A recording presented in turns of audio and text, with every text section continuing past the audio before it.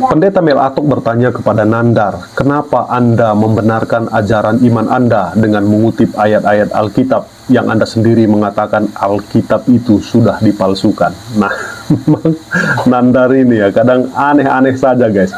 Jadi dia satu sisi menuduh bahwa Alkitab itu adalah sudah dipalsukan. Nah, tapi coba kalian lihat videonya, banyak sekali dia ngutip-ngutip ayat Alkitab dan dia mengarahkan ke imannya gitu. Nah, ini kan aneh. Nah, seperti apa videonya? Yang berikut, Pak. Ini saya langsung tanya, nanti Bapak tanggapi. Ya. Saya kadang-kadang bingung dengan teman-teman seperti Pak Nandar dan kawan-kawan yang selalu mengatakan Alkitab sudah dipalsukan. Ya. Injil sudah dipalsukan. Bahkan tadi waktu Bapak balik, tadi saya lihat ada satu buku, apa tuh? Dokumen pemalsuan Alkitab. Tunjukkan dulu Pak judulnya. Ada buku di situ tadi. Wah, ini dia dokumen pemalsuan Alkitab. Berarti memang Pak Nandar dan tim ini, ya. Saya juga lagi nulis buku ini. Saya juga lagi nulis buku. Sedap. Ya. Oke, jadi gini Pak, maksud saya gini loh. Kok bapak-bapak ini kok selalu berusaha membuktikan bahwa Alkitab kami palsu? Tapi kenapa ya bapak-bapak masih paksakan dari yang palsu ini?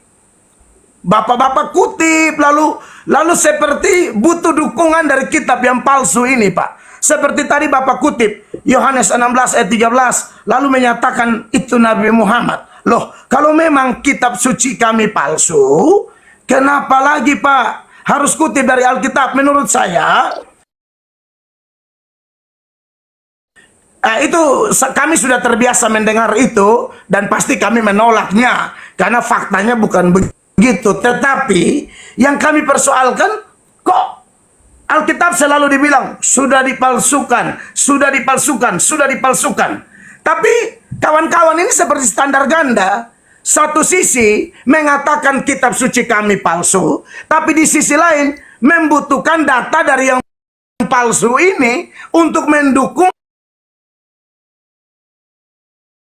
kebenaran pada iman Anda. Ini tidak masuk di akal, Pak. Harusnya kalau palsu digeser, Pak.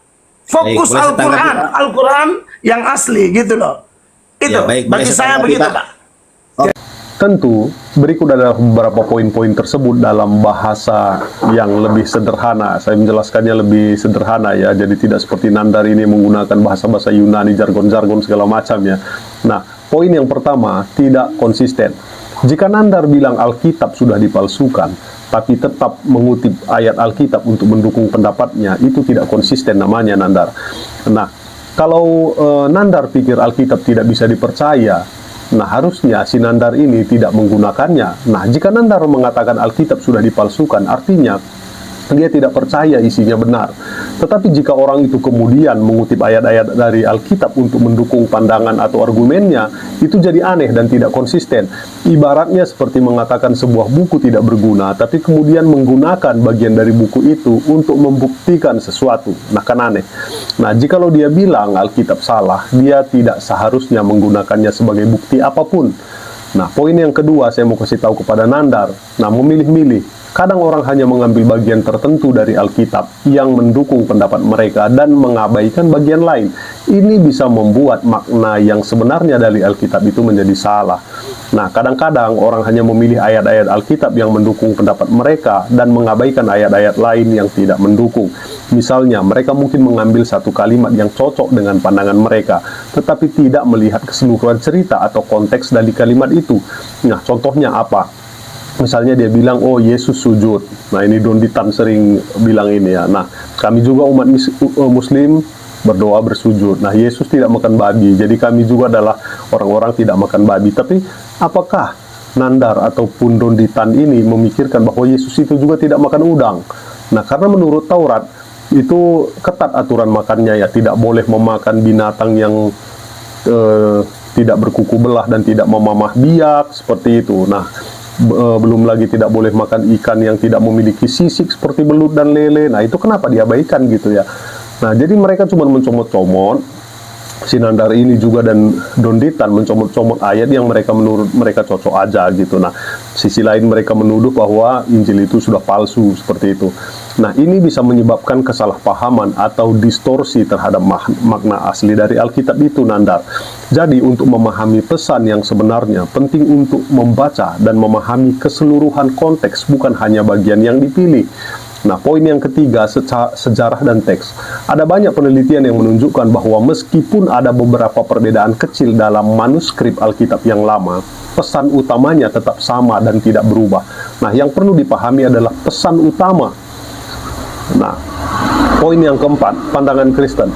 Banyak pemimpin Kristen percaya bahwa walaupun ada bagian terjemahan yang sedikit perbedaan dalam teks, inti pesan Alkitab tetap tidak berubah. Mereka juga menyarankan untuk memahami konteks, sejarah, dan budaya saat membaca ayat-ayat Alkitab. Nah, poin yang kelima tentunya dialog ya. Saat berdiskusi dengan orang dari agama lain, penting untuk saling menghormati dan memahami pandangan masing-masing.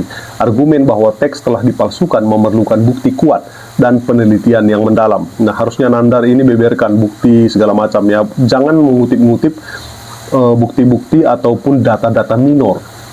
Nah, Nandar ini seringkali mengutip data-data minor.